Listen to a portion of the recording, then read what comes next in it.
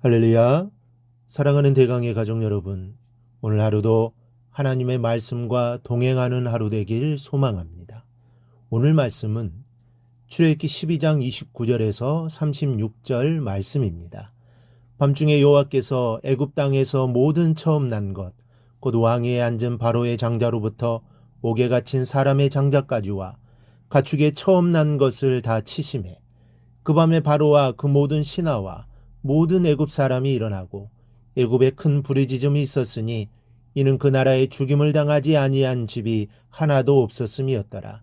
밤에 바로가 모세와 아론을 불러서 이르되 너희와 이스라엘 자손은 일어나 내 백성 가운데에서 떠나 너희의 말대로 가서 여호와를 섬기며 너희가 말한 대로 너희 양과 너희 소도 몰아가고 나를 위하여 축복하라 하며 애굽 사람들은 말하기를 우리가 다 죽은 자가 되도다 하고 그 백성을 재촉하여 그 땅에서 속히 내보내려 하므로 그 백성이 발교되지 못한 반죽 담은 그릇을 옷에 싸서 어깨에 매니라. 이스라엘 자손이 모세의 말대로 하여 애굽 사람에게 은금 패물과 의복을 구하매 여호와께서 애굽 사람들에게 이스라엘 백성에게 은혜를 입히게 하사 그들이 구하는 대로 주게 하심으로 그들이 애굽 사람의 물품을 취하였더라. 아멘. 지금까지 하나님께서는 애굽 역사 이래 한 번도 없었던 9가지 재앙을 내리셨습니다. 그리고 마지막 10번째 재앙인 장자의 죽음을 시행하기 위해 만반의 준비를 하라고 하셨습니다.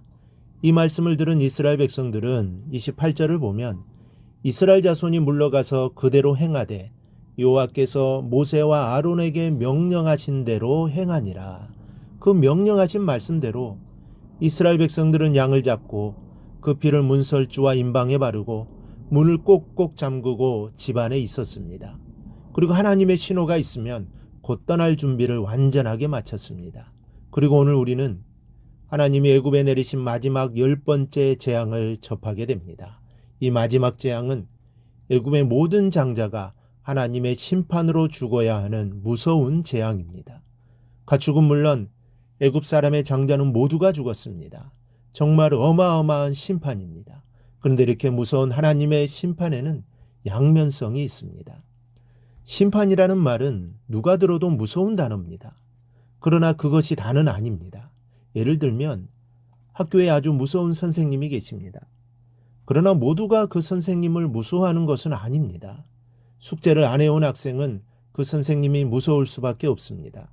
그러나 성실한 학생은 그 선생님을 무서워할 이유가 하나도 없습니다.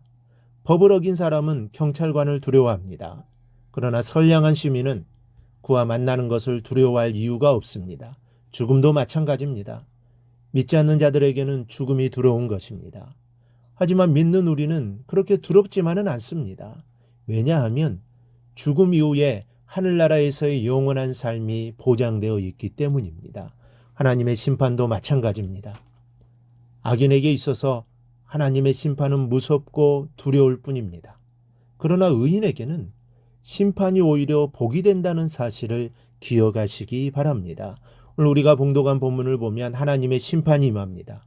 그러나 이 심판도 양면성을 가지고 있습니다. 오늘의 애굽에 내린 심판의 양면성을 살펴보겠습니다.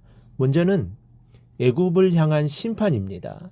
29절 30절을 보니 밤중에 여호와께서 애굽 땅에서 모든 처음 난 것, 곧 왕위에 앉은 바로의 장자로부터 옥에 갇힌 사람의 장자까지와 가축의 처음 난 것을 다 치심해 그 밤에 바로와 그 모든 신하와 모든 애굽 사람이 일어나고 애굽에 큰 부르짖음이 있었으니 이는 그 나라에 죽임을 당하지 아니한 집이 하나도 없었음이었더라.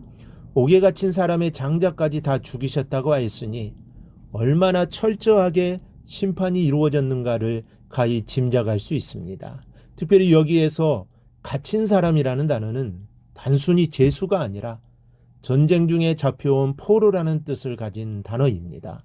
이것을 통해 알 수 있는 것은 장자 재앙이 단지 애굽인에게만 미친 것이 아니라 애굽에 거주하는 모든 이방 사람들에게도 내린 것임을 알 수 있습니다. 요 하나님을 알고 그 말씀을 듣고 또 그 말씀에 순종하지 않으면, 즉 유월절 어린 양의 피를 바르지 않으면 애굽에 거하는 모든 사람은 설령 이스라엘 백성일지라도 죽을 수밖에 없는 것입니다.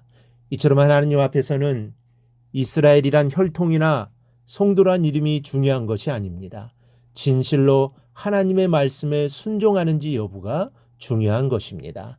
이렇듯 애굽의 온 땅이 초상집으로 둔갑해 버렸습니다. 두려움과 슬픔이 뒤섞였습니다. 바로의 아들도 죽었고 온 애굽의 장자는 다 죽었습니다. 가축의 첫 새끼도 남김없이 죽었습니다. 바로의 장자가 죽었다는 것은 역사 기록을 통해서도 증명이 됩니다. 모세 당시 애굽을 다스렸던 아멘호텝 2세의 장자가 왕위를 잇지 못하고 그의 다른 아들인 투트모스 4세가 왕위를 이었다는 사실이 기자에 있는 스핑크스 발 밑에서 발견된 비문에 기록되어 있었습니다. 당시 막강한 권력과 부를 누리고 심지어 신으로까지 숭상된 대제국 애굽왕의 아들도 하나님의 심판을 면할 수는 없었던 것입니다. 결국 이 재앙은 강팍하기만 했던 바로를 완전히 굴복시켰습니다. 31절 2절에서 바로는 이렇게 말합니다. 밤에 바로가 모세와 아론을 불러서 이르되 너희와 이스라엘 자손은 일어나 내 백성 가운데서 떠나 너희의 말대로 가서 여호와를 섬기며 너희가 말한 대로 너희 양과 너희 소도 몰아가고 나를 위하여 축복하라. 33절에서는 애굽 사람들이 말하는 내용이 기록되어 있습니다. 애굽 사람들은 말하기를 우리가 다 죽은 자가 되도다 하고 그 백성을 재촉하여 그 땅에서 속히 내보내려 하므로 악착같이 이스라엘 백성을 잡아두고 부려먹으려 했던 애굽 사람들이 이제는 서둘러 내보내려고 애를 쓰고 있습니다. 애굽은 하나님의 심판으로 완전히 망해버리고 말았습니다. 그러나 이스라엘 백성은 넘치는 복을 받았습니다. 하나님의 심판이 애굽을 강타하는 순간 이스라엘 백성에게는 전무후무한 축복의 순간이 되고 말았습니다. 애굽이 항복하는 순간 이스라엘은 400년간 빼앗겼던 자유를 찾았습니다. 그리고 여호와께서 이스라엘의 하나님이심을 확실히 체험하는 순간이 되었습니다. 또한 36절을 보니 이스라엘 백성은 출애굽하면서 수많은 폐물과 보화와 물품을 소유하게 됩니다. 여호와께서 애굽 사람들에게 이스라엘 백성에게 은혜를 입히게 하사 그들이 구하는 대로 주게 하심으로 그들이 애굽 사람의 물품을 취하였더라 그랬습니다. 이스라엘 백성은 자유만 얻은 것이 아니라 여호와가 우리의 하나님이심을 확실히 알게 되었으며 그 여호와는 전능하신 하나님이시라는 것을 확신하게 되었습니다. 그리고 진귀한 보물과 물품을 또한 얻게 되었습니다. 하나님의 심판은 애굽에게는 무서운 재앙이었습니다. 그러나 이스라엘에게는 헤아릴 수 없는 축복이었습니다. 사랑하는 대강의 성도 여러분, 하나님은 자신의 백성을 잊지 않으신다는 것을 기억하시기 바랍니다. 하나님은 절대로 나를 잊지 않으십니다. 불꽃 같은 눈으로 주무시지도 않으시면서 나를 돌보십니다. 그러므로 하나님이 나를 기억하고 계시다는 것을 믿고 용기를 내시기 바랍니다.